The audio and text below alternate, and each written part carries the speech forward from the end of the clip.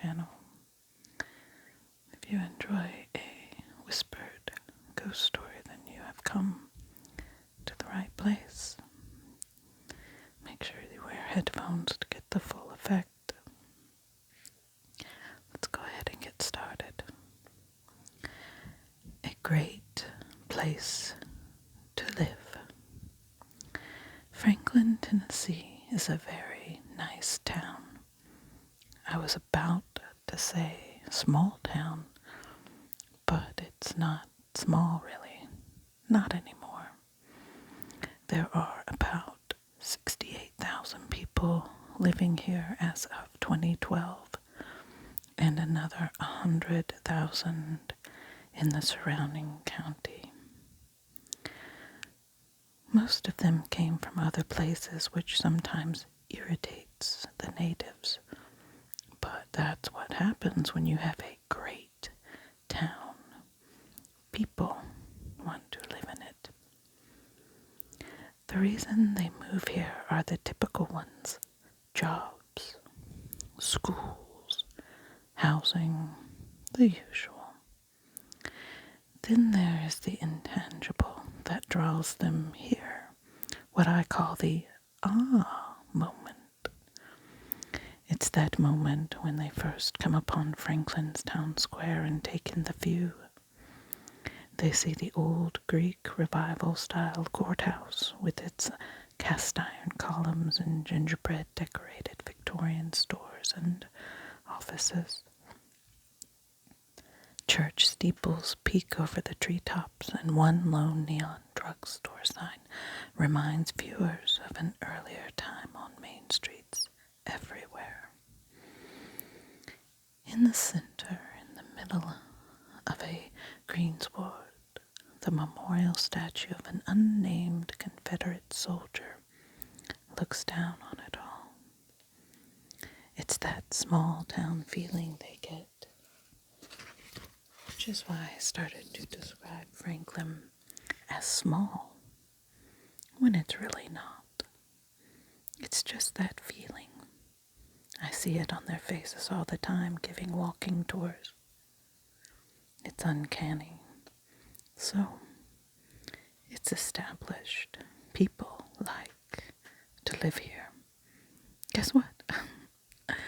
Some never want to leave, even after they die. Sometimes they get so attached to their houses that they hang around long after the funeral, years and years later, still making their presence known on occasion to startled occupants and visitors.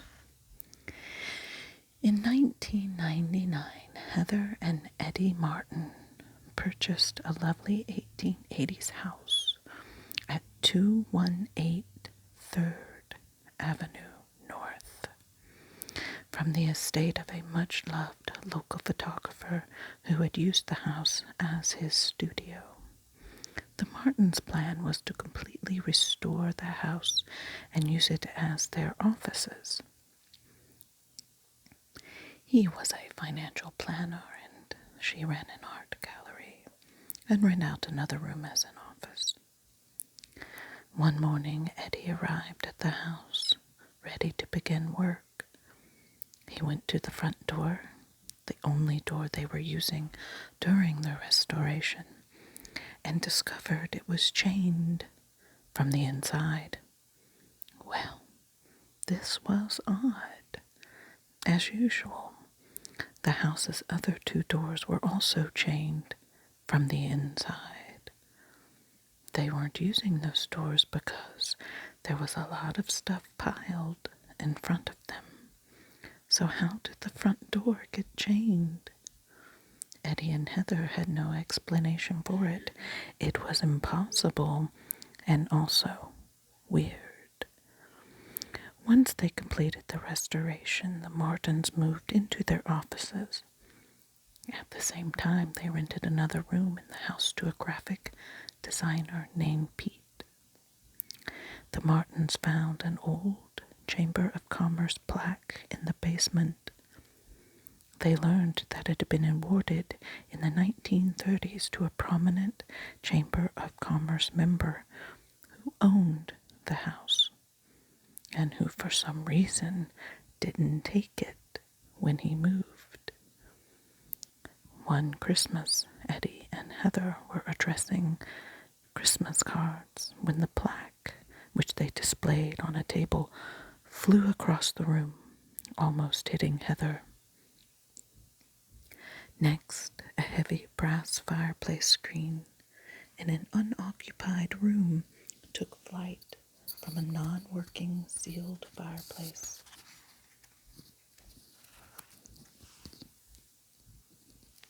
Heather, Eddie, and Pete all heard the crash and rushed to see it crushed and lying against the opposite wall. Their interest piqued. The Martins decided to investigate the history of the house. After examining the property records, they learned that the house had been the site of a single tragic event.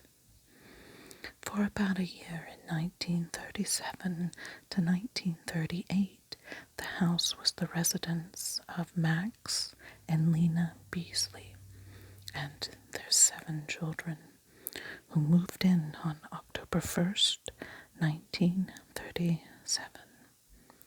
Just 3.5 months later, on January 14th, 1938, Max sat down on the sofa in the front parlor one day as supper was being called, put a gun to his head, and pulled the trigger.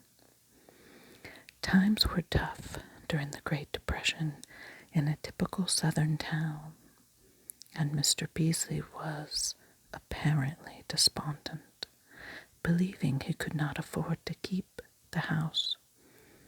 The former owners who had financed the house for the Beasleys allowed Mrs. Beasley and her children to live in the house until September, when they moved out. That convinced Eddie and Heather that Mr. Beasley was the ghost. Max had found a way to keep his house.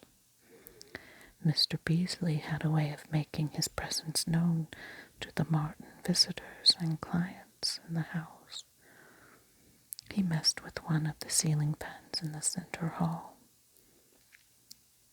When a client came in who Beasley didn't like, the fan would freaking go crazy, wobbling back and forth and making noise, Eddie recalls.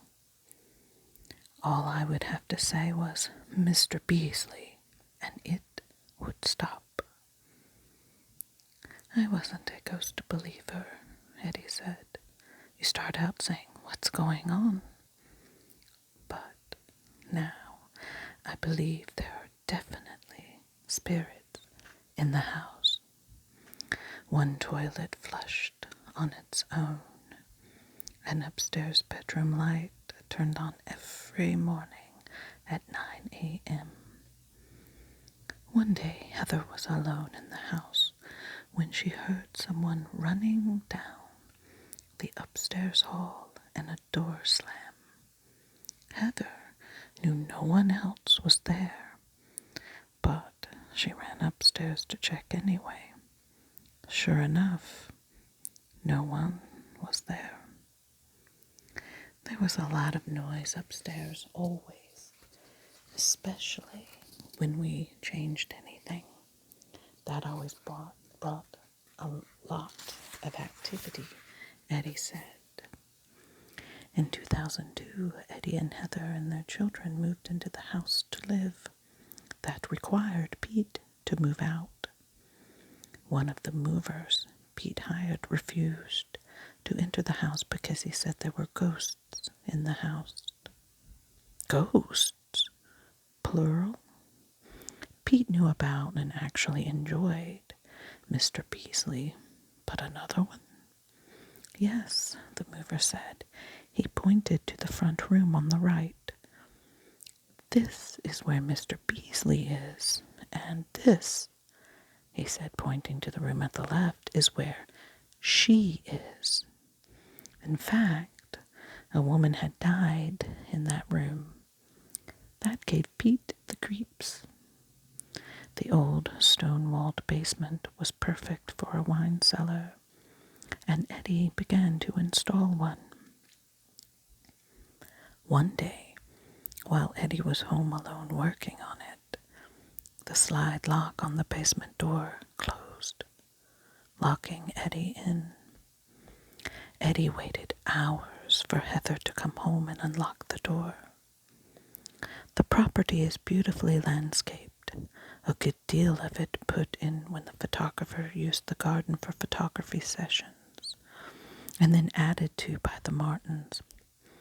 At times, the Martins would enter on the back patio with guests, and the guest would inquire as to who else was in the house.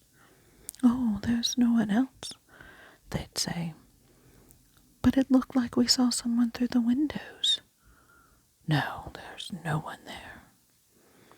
Once startled but never afraid, Eddie found the supernatural exciting, fascinating, just always wondering what he was going to do next. A group of descendants of Max and Lena Beasley, who once came on a Franklin on Foot ghost tour, roared when they heard about the flying objects. "What's funny?" I asked. They looked at each other knowingly, and one said, "It has to be a Beasley in that house. All Beasleys throw things when they lose their temper." This is the author's apologies to all Beasleys who don't throw things when they lose their temper. In addition to the various manifestation of Mr. Beasley, Heather and Eddie once saw a strange dog in the house. Heather spotted it first, called out to Eddie, but at the time they got up from their chairs and ran to the hall, it had disappeared. "It looked like Freeway," Heather said, referring to the dog belonging to the photographer, who once owned the building. He brought him to work every day, and Heather recognized him from times she'd been at the studio having her children's picture taken. And then, when Freeway died, the photographer buried him in the backyard. In 2004, Heather and Eddie sold the property to a woman who uses it as an event venue. One night on my Franklin on Foot ghost tour, a guest named John happened to bring his dog along. The pooch, named Lucy, was on a leash and appeared to me to be very well behaved. After the tour, John asked me if I had noticed his dog's odd behavior. I didn't. It was a very large group, and I was too busy leading the tour to notice anything unusual. Here's what happened. The group sat as usual on what was then an 18-inch high curb across the street from the house. Immediately, Lucy began to growl. A few minutes into my story, the current owner came out of her house, through the front door, waved at the group, got in her car and drove off. Lucy began to whimper and whine. She then jumped in John's lap and stayed there until we moved to our next stop. I told John that it seemed to me that Lucy was seeing something that the rest of us weren't. First, Lucy saw another dog through the glass front door on the house, which caused her to growl. When the woman opened the door, this phantom dog came outside, ran across the street to check out the interloper, which made Lucy whine and retreat to her owner's lap. John said that's what it seemed like to him, too. That's exactly what dogs do. If you enjoyed today's story, hit the like button and you may comment below. If you have a famous ghost story that you would like told, comment below and I will make sure that I read that. And if you have your own personal ghost story, email me. My email is in the description box, and I will make sure that I read that on one of my videos. Thank you all for watching, and don't forget to subscribe and hit that notification bell. I do upload regularly. Until then, stay just a little scared. Bye.